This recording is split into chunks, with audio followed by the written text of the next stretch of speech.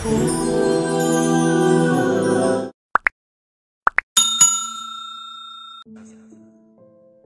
میگوید برای زیارت نزد قبر حضرت امام آمدن به کوفه، به شهر عراق، در مذهب امام شافعی در نماز بامداد قنوت خوانده می شود. وقتی به کوفه آمد نزد زیارت حضرت امام، حضرت طبق مذهب حنفی رفتار کردند، قنوت ترک کردند تا که اختلاف در بین مردم پیدا نشود.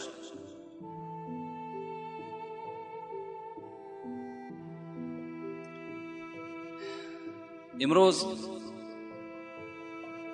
موعظه‌ای که داریم، باور کنید قریب از 70 دانه سوالم زیاد نزد ما موجود است و یک قسمی او را برای شما خواستم جواب بگردانم. و در داخل این سوالها خیلی با سوالهایی که زیادی و نادرکارم بودن، اونها را ما بیره کردیم و اونها جوابم نمیگیم. و بعضی از برادرهای ما و شما بعد این قدر دعوت‌هایی که در باب فضیلت مسجد ما سخنها گفتیم، باز البته یک سخنهای نسبت مسجد گفتن که آدم‌ها که همه گناهگار هستند. انشاءالله از سوال 3 سوالی که در باب بگم یک تحقیر مسجد در نزد من هست، خواستم که همین فضیلت مسجد را برای شما بیان کنم که مسجد چی مکان است، چی اهمیتی در اسلام دارد. انشاءالله جمعه آینده خدا خواسته باشد در باب فضیلت مسجد و کسانی که در مسجد نماز میخوانند و کسانی که مسجد را بنا میکنند، کسانی که محبتی بر مسجد دارند، اونها چی ثواب و منزلت در نزد خدا دارند، البته جوابش به شما میگردانیم.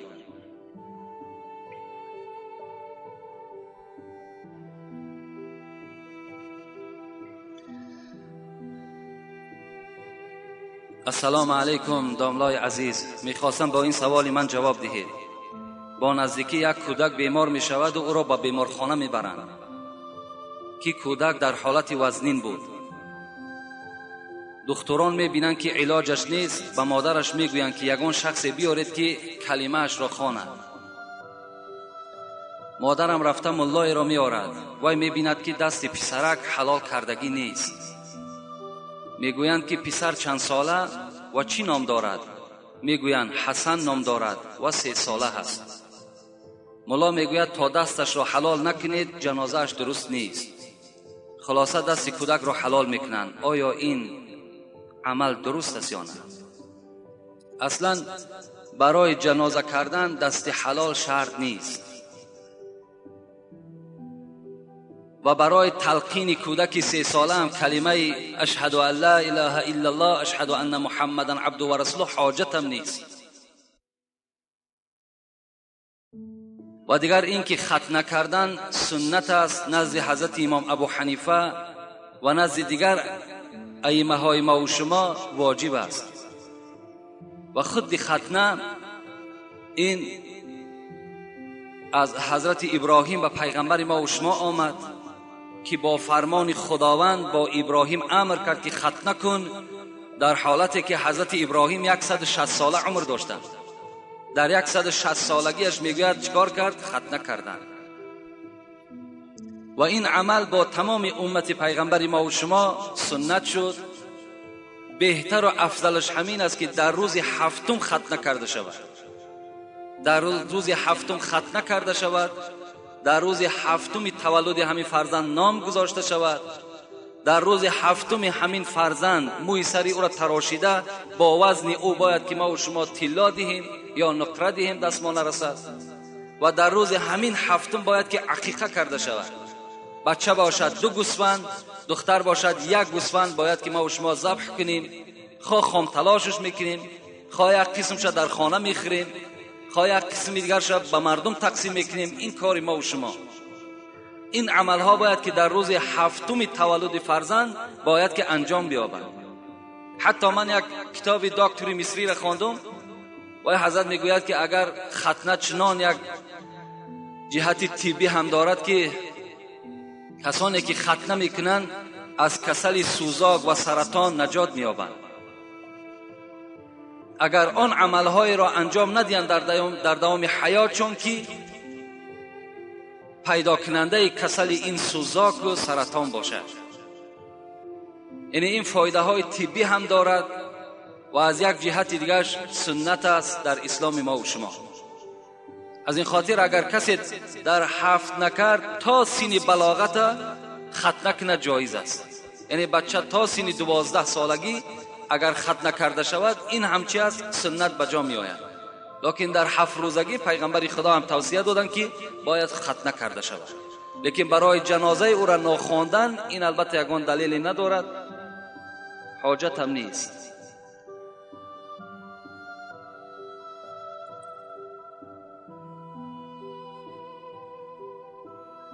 درود و رحمت خدا بر شما باد ای داملای عزیز. آیا کتاب انجیل خواندن یا او را در خانه نگاه داشتن چه خیل است؟ کتاب انجیلی که الحال در دست مردم ما و شماست این انجیل اساسی نیست. این انجیل تغییرات زیاد یافته است. این انجیل الله که مردم همون خریستیانین بگیم تغییرات زیاد دادن، آنچه که به فایده های خودشان بود کردن. اگر انجیل اساسی باشد نام پیغمبر ما و شما در او انجیل باید که ثبت کرده باشد، ثبت شده باشد، چگونه که قرآن میگوید و اذ قال عیسی ابن مریم یا بنی اسرائیل انی رسول الله الیکم مصدقا لما بین یدی من التورات و مبشرا بالرسول یأتی من بعد اسمه احمد. این خدا در قرآن خبر میدهد که حضرت عیسی در بین مردم برآمد، بنی اسرائیل ده خبر داد که از بعد من پیغمبری می آید که نام او احمد است. این سخن در انجیل نیست. از این خاطر نه در خانه من درست است و نه برای انسانهایی که خط سواد ندارن برای اونها خواندن تماما منع است. جایز نیست که شما انجیل خوانید. حضرت عمر میگد بار یک پاره از تورات موسی در پیشش بود، میخواند که پیغمبر خدا نظر کرد گفت چی میخوانی عمر؟ گفت تورات موسی هست. رسول اکرم میگه چهرش دیگرگون شد، گفت قسم به خدا اگر همین برادر موسی زنده میشد هر آینه از کتاب او دیده بهتر قرآن است، به قرآن چنگ میزد. یعنی امروز از تورات هم دیده، از انجیل هم دیده برای ما و شما مقدس و عزیز این قرآن است. قرآن چی به طریق حرفهای کریلی هم برآمده است، چی به حروفهای فارسیش هم برآمده است، چی عربیش هم برآمده است. مرحمت در این ثواب است. وقتانه در این کتابهایی که الک منسوخ شدند، کتابهایی که تغییرات زیاد در داخلشون هستند، چی در کار میگذرونید؟ اینها را در خانه مسلمان ماندن خودش گناه است. نگذارین در خانه هاتون. در خانه یگان آدم انجیل پرست قرآن هست.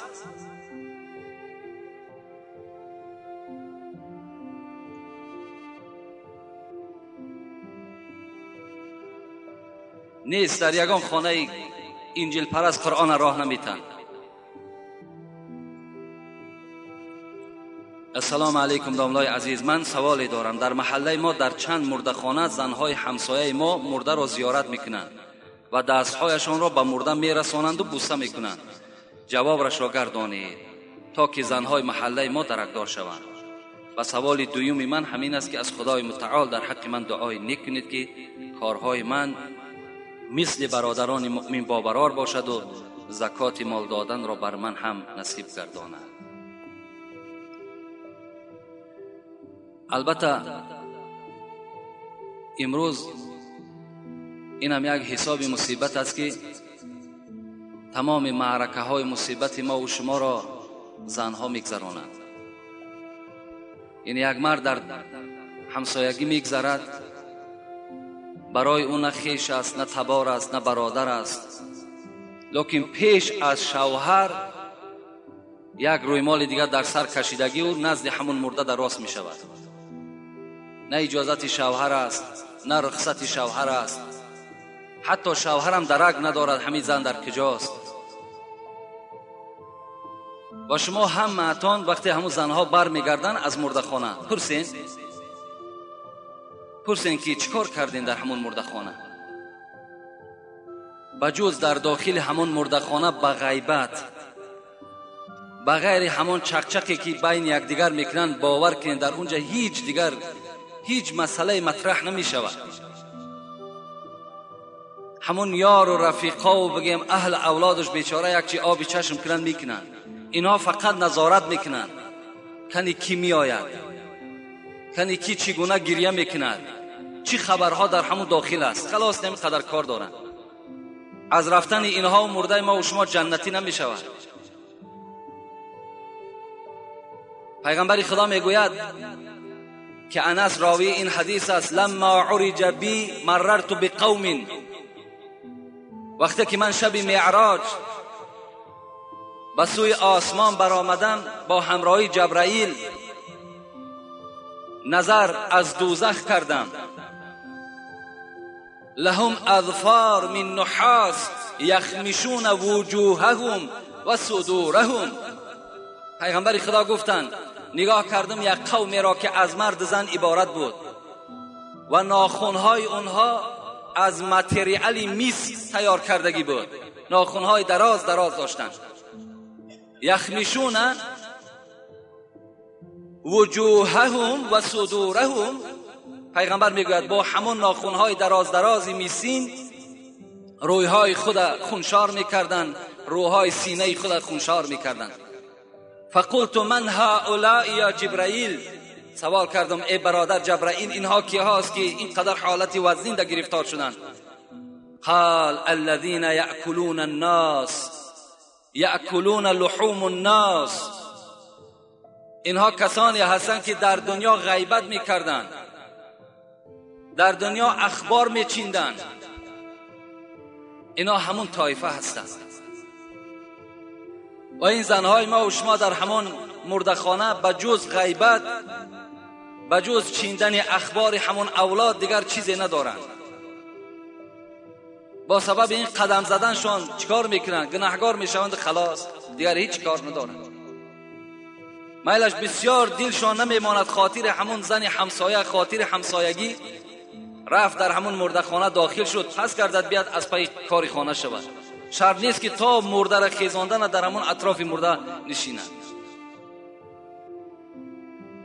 اینش بس نبود که با امروز دستهای مرده را بوسه میکنند. او چی است که دستی او را بوسه میکنید؟ یا دستها را در وجود مرده میرسانند. من در چند معرکه دیدیم. بعد در چهره هاشون میمالند مثل که قرآن زیارت میکنید. این حرام است.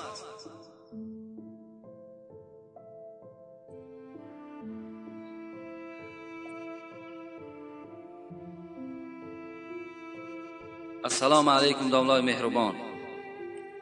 از این سوال من آزرده نشوید، زیرا که این مسئله ها باعث شبهه در دل انسان قرار میگیرد. با احترام، مخلص شما از واسه. خداوند در کدام مکان و مقام جای دارد؟ بعضی ها میگویند که او در عرش است. التماس به ما فهمانید.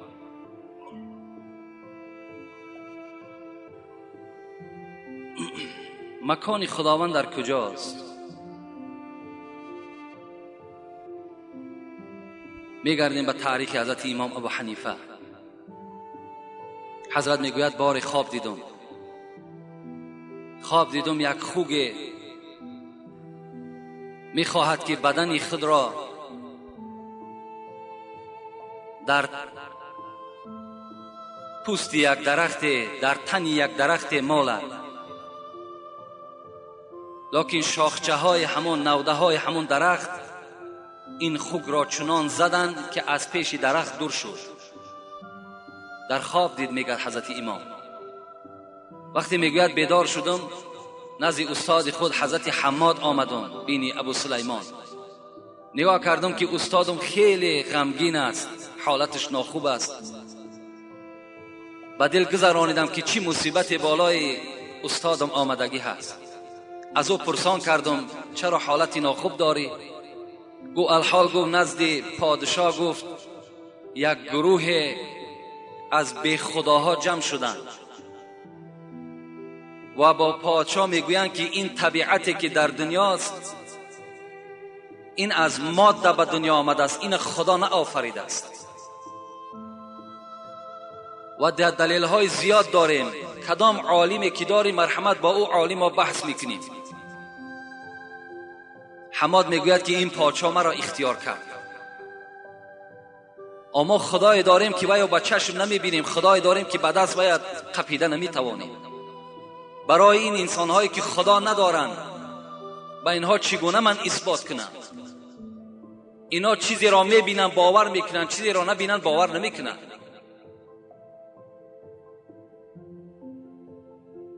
حضرت سعدی را خدا رحمت کند میگوید آن کس که به قرآن و خبر زو نرهی، آن است جوابش که جوابش ندهی. در آن کسی که قرآن دلیل میاری، حدیث دلیل میاری، وقتی باور نمیکند جواب او انسان خاموشی است، خلاص. ابو حنیفه میگوید در حال من تعبیر کردم که این خواب من با همین برآمد، یعنی این خوگه که من در خواب دیدم همان رئیسی بی خداهاست که نزد پادشاه وجود دارد و این درختی که این خوگ خواست خود را در تن این درخت مالد، این درخت استاد من حماد است و آن نوده هایی که این خوگ را زد این شاگرد او ابو حنیفه است. گفتن حضرت غمگین نشو، من با اونها بحث میکنم. اگر من بحث کردم و غالب آمدم میگوین خدا بر استاد این رحمت کند و اگر مغلوب شوم میگوین که یک شاگرد خردککی بود و در دل مردم هیچ دیدگی پیدا نمی شود، زیرا من کودک هستم و اگر شما مغلوب شوید این یک مصیبت در شهر کوفه می شود. حضرت برای ما یک دعای ده، ما با این بی خداها بحث میکنم.